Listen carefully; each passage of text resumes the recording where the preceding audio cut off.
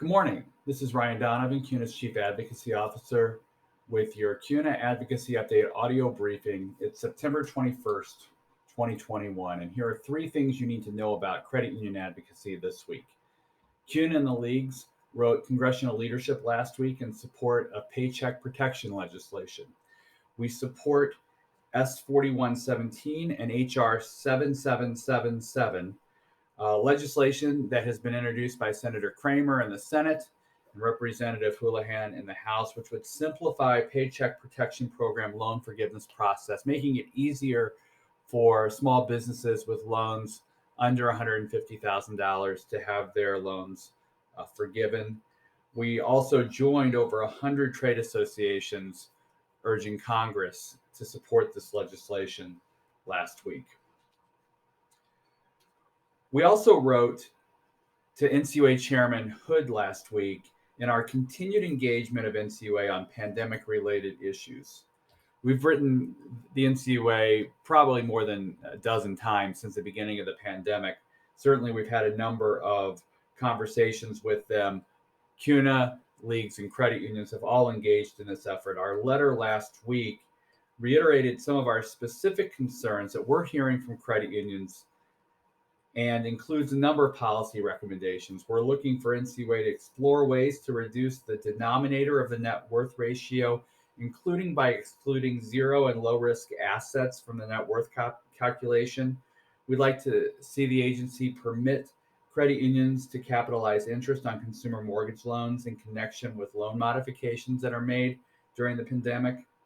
We think that the risk-based capital rule needs to be delayed even further and shouldn't go into effect before January 1st of 2023, if at all.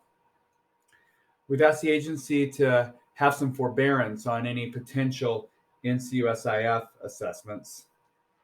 And we'd like for them to issue an interim final rule eliminating the requirement that a borrower be a member of a credit union for at least 30 days prior to receiving a payday alternative loan program under the PAL 1 program.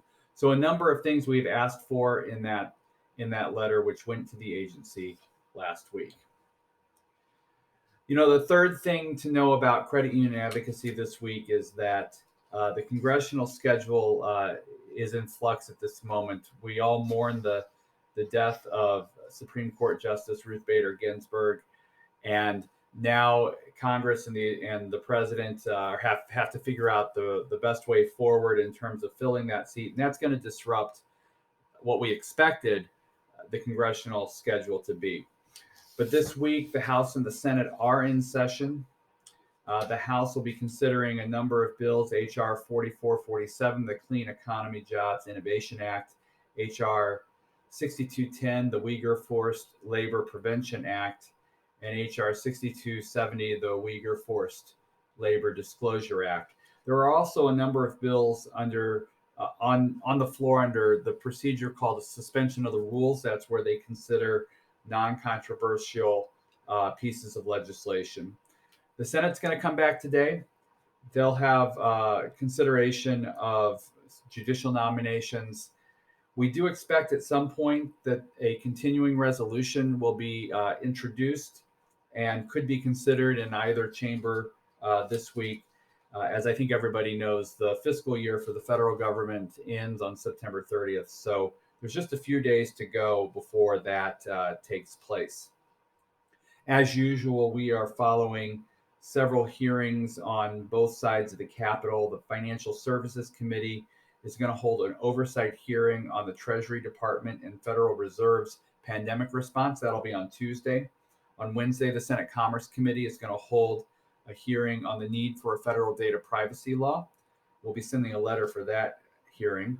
On Thursday, the Senate Banking Committee is going to hold a hearing on the quarterly CARES Act report to Congress.